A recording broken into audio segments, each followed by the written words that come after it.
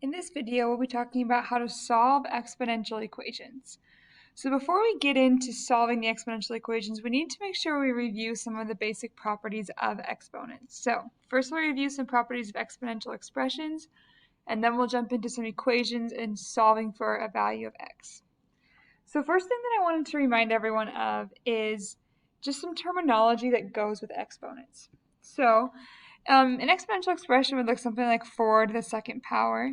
The 4 is called the base and the 2 is the exponent. Okay, what that basically means is that if the base is 4 and the exponent is 2, I'm going to multiply the base by itself 2 times. So the exponent tells me how many times to multiply the base by itself. Now there's a lot of different properties of exponents that are going to allow us to simplify exponential expressions and eventually help us solve. So we're going to go ahead and go through these properties. These should be a review for you, so if you need a bit more of a refresher, go ahead and watch another video that will work through some of these properties a little more extensively. So first of all, any base to the 0 power is equal to 1. So for example, if I had 11 to the 0 power, that's just equal to 1. If I have a base raised to a negative exponent, that's usually not what I want. I usually want to have a positive exponent. So what I can do is I can drag the whole piece, the base and the exponent, to the bottom of a fraction. And when I do that, it makes the exponent positive. I can also do this backwards. So say I have a negative exponent on the bottom of a fraction. I can take that and drag it to the top and potentially eliminate my fraction and make the exponent positive. So basically, whenever you have a negative exponent or whenever you have an exponent, if you move it to the other side of a fraction bar, it's going to make the exponent negative or positive. It's going to be the opposite sign. Let's go ahead and do some practice. So if I have 5 to the negative 3, that's the same thing as 1 over 5 to the third power. And if I wanted to simplify that again, 5 to the third power is 125. So I can write that as 1 over 125. If I have 1 over 2 to the third power, I can drag that negative exponent to the top to get 2 to the positive 3. 2 to the positive 3 is 2 times 2 times 2, which is 8. And finally, if I have an expression with x, I have x to the negative 3 and I want to make that positive, then I can just drag that x to the third power to the bottom of the fraction. Here's a good example of whenever you drag like that x and the base and the exponent to the bottom, if there's nothing left on top, you're just going to leave a 1. Alright, the next rule is called the product rule, and it's what happens when you multiply two bases that are the same.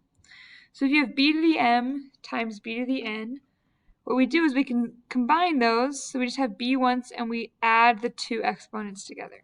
So for example, x to the 6th times x to the 8th would be x to the 14th, because 6 plus 8 is 14. Similarly, in the next one, we're dividing b to the m over b to the n. So instead of adding the exponents, we're going to subtract. So it'd be b to the m minus n. So let's say we have x to the 4th over x to the 2nd. I'm going to subtract, so do 4 minus 2 to get x to the 2nd power. If I have x to the 6th over x to the 7th, I'm going to do 6 minus 7, which is x to the negative 1. So it's really important that you always take the top exponent and then subtract the bottom exponent. So that's how we got a negative 1 there. And then the final rule that we're going to talk about today is the power rule. And that basically shows up when we have kind of exponents embedded within each other. So if you have b to the m, all in parentheses, raised to the nth power, then we're going to multiply those two exponents together. So if I have 4x all raised to the 2nd power, I'm basically going to take this 2 on the outside and I'm going to give it to the 4 and to the x. So it'd be 4 squared and x squared. So you've got to make sure you distribute the squared to each piece. And I can rewrite that 4 squared is 16, so maybe I want to rewrite that as 16x squared. The next expression I put in here, because I wanted to show you guys that 4x squared can't be simplified. Okay, that 2 only applies to the x, not to the 4. As opposed to this first example, when the 4x was in parentheses, it means that the squared exponent applied to the 4 and to the x. Alright, what we're going to do now is we're going to use all these properties to simplify some exponential expressions. So here are kind of your important aspects of a simplified expression. First of all of your exponents are positive, and then every variable shows up only one time. So you shouldn't have like an x squared somewhere and an x to the third power in another place. So let's go ahead and do some examples with these. So I'm just going to start by simplifying each piece. So I have 5x to the second, so that I can't simplify yet. And then I have 4 to the 0 power. Remember, anything to the 0 power is 1. So I have 5x squared times 1, which is just 5x squared. All right, the next one, I am multiplying here. So my rules for multiplying exponents with the same base tell me that I would add the exponents. So x to the negative 3 times x squared would be x to the negative 1. And then my 5 and my 4, those are just numbers. We're just going to follow regular multiplication rules for that. So 5 times 4 is 20. Now I need to get rid of all of my negative exponents. So to do that, I am going to drag the x to the first power to the bottom of my fraction. And notice that when I did that, I left the 20 on top of a fraction, because the 20 doesn't have a negative exponent, only the x did. So I only moved that to the bottom. And of course, x to the first power, you don't have to write that exponent. You can just write 20 over x. All right. Then here in number 3, I'm going to have to do the power rule. So I'm going to take this 5 and distribute it to the x's and to the 2's. So I have 2 to the 5th, and then I have x to the 4th to the 5th. So remember, I multiply those exponents. I get x to the 20th. And you're welcome to leave your answer like this. 2 to the 2nd, x to the 20th. Or you can simplify 2 to the 5th power. And 2 to the 5th power is 64. 2, 4, 8, 16. Just kidding, I did that wrong. 2 to the 5th power is 32. So 32 x to the 20th would be another answer for that. All right, let's go ahead and jump down to 4, 5, and 6. These are going to give us some examples of, well, 4 and 5 are going to give us examples of the quotient rule. So I'm going to look at combining these two x's, the x's on the top and on the bottom. So when I'm combining like this, I subtract the exponents. So it would be x to the negative 4 minus negative 3, which is the same as negative 4 plus 3, which is negative 1. So those two x's combine to give you x to the negative 1. And that goes on the top of your fraction. And then I still have a 5 on the bottom. I'm actually not going to do anything with the 5. Okay, it just is going to hang out on the bottom. It doesn't need to be consolidated. There's no negative exponents on it, so it's just going to kind of hang out.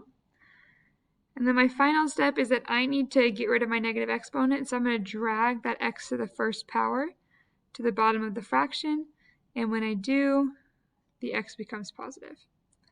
Since there's nothing left on the top of the fraction after I take away the x, I'm just going to put a 1. All right, next one's a little bit tricky. We have to kind of think about consolidating a lot of different things. So I'm going to first think about taking care of the 8 over 4. So if you think about 8 over 4 as a fraction, think about trying to simplify the fraction. I can divide the top and the bottom by 4. When I do that, it turns into 2 over 1. Now let's think about combining these x's. So I have an x to the 5th over x to the 2nd. So I'm going to subtract those two. So 5 minus 2 is 3, so I get x to the 3rd power on top there. And then finally, I've got to combine my y's. So I do negative 2 minus 3 to get y to the negative 5th power on top. So now I've consolidated all of my exponents, all of my variables, which is nice. Now I need to get rid of my negative exponents. So I'm going to leave the 2 alone, leave the x cubed alone, and I'm going to drag the y to the 5th to the bottom of the fraction so that it becomes a positive 5 instead of a negative 5. All right, one more example here. If you want to press pause and try this one on your own, it might be a good idea. So we have multiplication going on, but we also have an exponential expression right here that would require the power rule. So why don't we start with that? I'm just going to leave the first piece alone. It's just 3x y to the 5th times x to the 4th y to the 4th. And now I can start combining my variables. So I have an x to the 1st power and x to the 4th power, which is going to turn into an x to the 5th power, y to the 5th, y to the 4th turns into y to the 9th power, and then my 3 just stays the same. Okay. Hopefully that was enough practice with simplifying expressions. What we're going to do now is we're just going to start reasoning with exponentials. Okay, so having a good grasp of how to change numbers like 9 into an exponential expression like 3 squared, that's a really important thing that you're going to need to learn during this unit. So let's go ahead and work through a couple of these. So my goal here is to take the number that I'm giving you and rewrite it as an exponent. So if I'm looking at 4, there's a really easy one. I could just write 4 as 4 to the 1st power, right? I could also write it as 2 squared. 16, again, I have a really easy one. 16 to the 1st power is a really easy one. I could also write 4 squared, because 4 times 4 is 16. Or 2 to the 4th power, because 2 times 2 times 2 times 2 is 16. So I'm going to let you go ahead and work through 3 through 5 on your own in just a minute. Let's jump down to 6 and 7. So I have 1 over 25 here.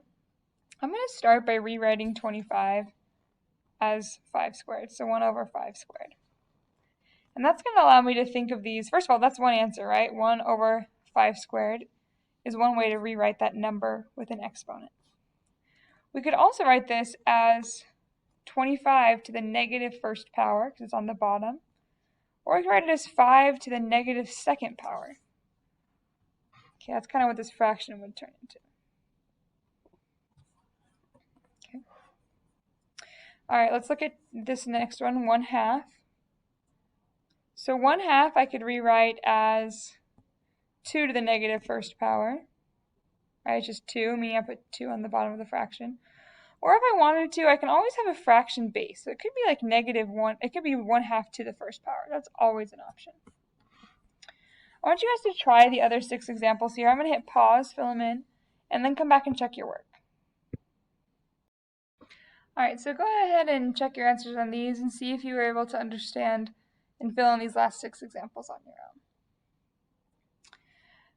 This next set of examples is a similar exercise. So what we're trying to do here is we're starting to get into solving exponential equations. So now we actually have an expression that has an x value in it, and it's equal to some value. And I want to know, what does x equal? So when I look at this first example, 2 to the x equals 16. What I'm thinking here is, what power or what exponent do I need to put on 2 to get 16? Or in other words, how many times do I multiply 2 by itself to get 16? And I know that 2 to the 4th power is equal to 16, which means that x, which is my exponent, has to equal 4. Okay, same question with the next example. 4 to the x equals 1. So what exponent do I put on 4 to give me 1? And this goes back to one of our properties. Whenever your exponent is 0, you're going to get 1. So x equals 0 for this one. Okay, I'm going to let you guys work on these next, this next one example on your own. So take a minute, hit pause, and answer that one. Okay. The next couple will get a little bit trickier. So I'm thinking 5 to the x equals 1 over 25.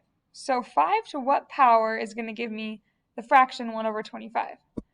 Now the first thing I know is that it's got to be a negative number. Because in order to get a fraction out of an exponent, I've got to have a negative exponent.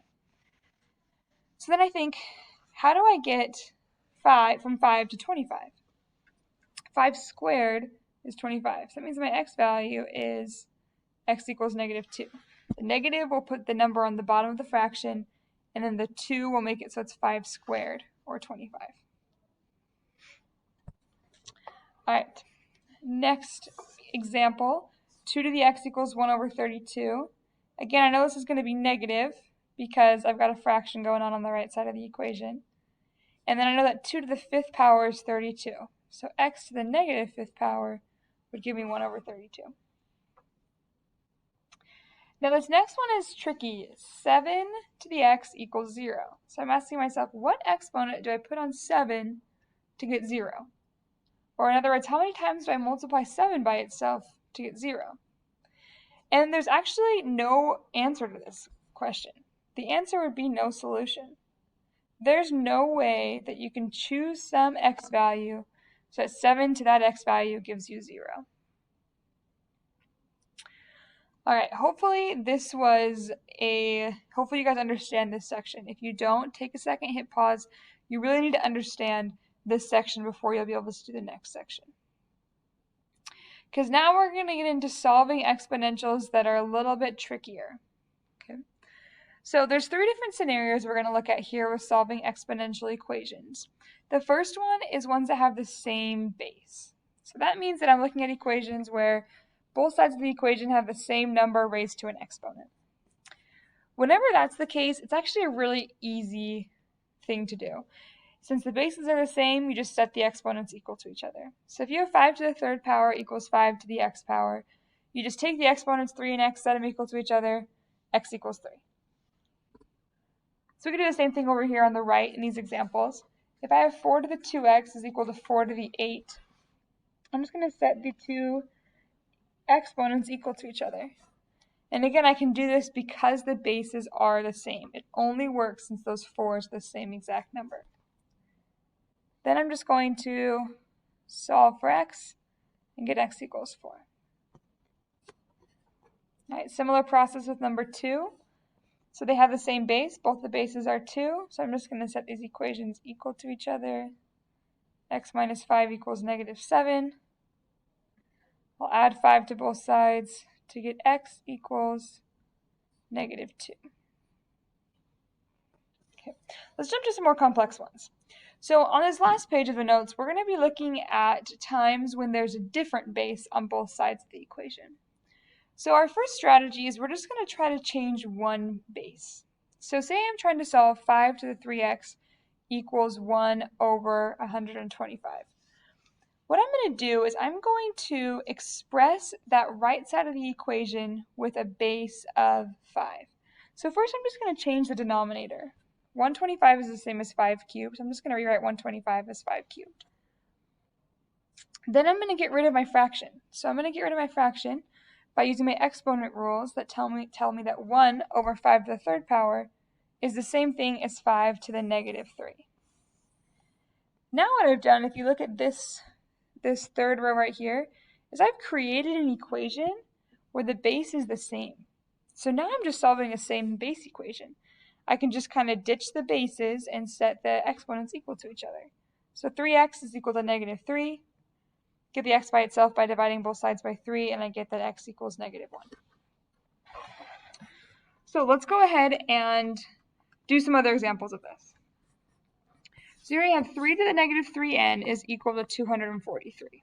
So the left side of the equation kind of already has a nice exponential expression. I'm going to try to rewrite the right side of my equation so there's an exponent of 3. So I'm trying to figure out 3 to what power gives me 243. And you might have to try a few options here. In this case, it's 3 to the 5th power gives you 243. Then I can just go ahead and set the exponents equal to each other. So 3n equals 5. Divide both sides by negative 3. And n is equal to negative 5 over 3.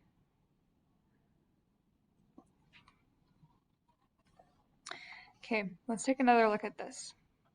So here I have 5 to the x minus 3 is equal to 1 over 625. So again, I'm just going to try to rewrite that right side of the equation so that instead of just being a giant number, it's in terms of 5.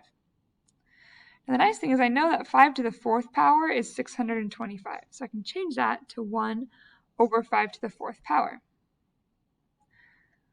And then I also know from my exponent rules that I can drag that 5 to the 4th to the top of my fraction to get 5 to the negative 4.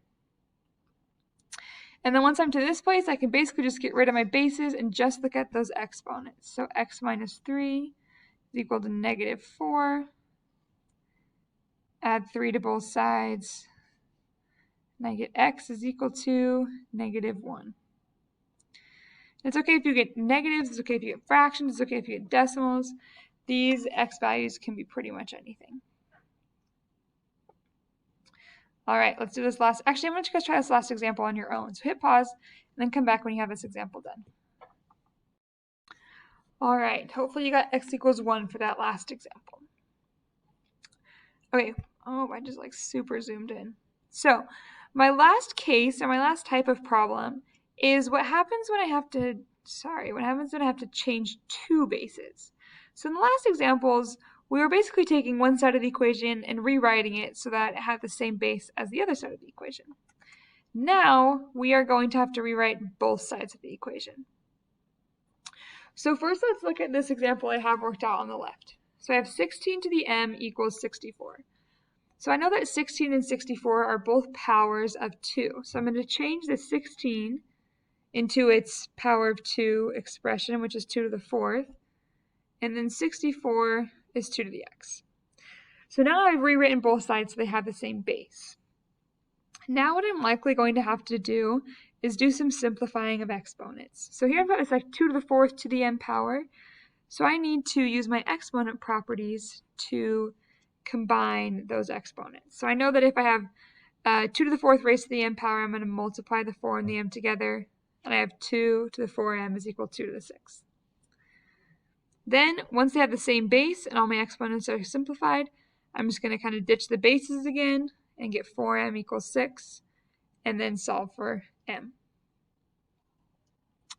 So let's go ahead and do some examples with this. So 81 to the m plus 2 is equal to 1 over 9. So my first goal is to write both sides of this equation in terms of the same base. So I'm really looking at the 81 and the 9, and I want to know they're both powers of what number? Well, those are both powers of 9. I know that 81 is 9 squared. So I'm just going to replace the 81 with 9 squared. And whenever you replace these numbers, make sure you put them into parentheses like I did here. And then 1 over 9 would be 9 to the negative first power. All right. Now what I need to do is consolidate or simplify my exponents over here. So I have 2 and then this m plus 2. And I need to multiply these together. So I'm going to multiply the 2 by the m and the 2 by the 2. So it's going to be 9 to the 2m plus 4 is equal to 9 to the negative first. And you do want to make sure that you distribute that 2. It needs to be multiplied by the m and by the 2. Once they have the same base, I can kind of just ditch the bases, and I have 2m plus 4 is equal to negative 1. Subtract 4 from both sides. 2m is equal to negative 5. Divide 2 from both sides, and m is equal to negative 5 over 2. And that would be the value for this expression. All right. Okay, let's go ahead and work through the next one together. Okay, so again, my first step here is trying to write both sides of the equation with the same base. So I know that both 9 and 27 can be rewritten with a base of 3. So 1 over 9 would be 3 to the negative 2. So I'm going to replace that. And 27 would be 3 to the third power. So I'm going to replace that 27 with 3 to the third power. And again, I'm not changing my exponents right now. I'm just kind of creating more exponents. Now I need to do some simplifying. So on the left side, I need to multiply these two exponents together. So negative 2 times negative 3r is going to be 6r. Negative 2 times 2 is going to be positive 4. And then on the right side of the equation, it's a little bit simpler. It's just going to be 3 to the 3r. And again, these steps of simplifying, these go back to my exponent properties that we did at the very beginning. Once these two have the same base and all my exponents are consolidated, I am going to set these equations equal to each other and start solving. So I have 3r plus 4 is equal to 0. I really should have given us more space. Sorry. Then I'm going to subtract 4 from both sides. So 3r is equal to negative 4. divide both sides by 3, and r is negative 4 over 3. And that is what my r value is for this one. All right, let's go ahead and do this one last one. Hopefully you're not getting sick of this yet. So here we've got an interesting one. I'm adding a new element to this one where I have a 36 times this exponential expression. So what I'm going to do before I even think about rewriting bases and changing bases is I'm going to get rid of this 36. There's no exponents tied to the 36 and I'm multiplying. So I can just get rid of it by dividing both sides by 36. Okay. So 216 divided by 36 is 6. So 6 to the 3x minus 1 is equal to 6. And that's what was super nice because by dividing by 36, I actually created these two sides of the equation to have the same base. So I don't have to rewrite anything in terms of, different or same bases. I'm going to go ahead and add a 1 to this 6 right here, just so I remember that that is a 6 to the first power. Then I'm going to ditch the bases and just focus on the exponents and get the x by itself. So 3x is equal to 2, divide both sides by 3, and x is equal to 2/3. So I hope that you've seen as we've done these that you don't need to be scared of fractions. They're going to show up a lot throughout this process. So I would recommend looking at some more examples of these, maybe working on your assignment or your homework so that you can make sure that you really understand how to solve these exponential expressions and equations.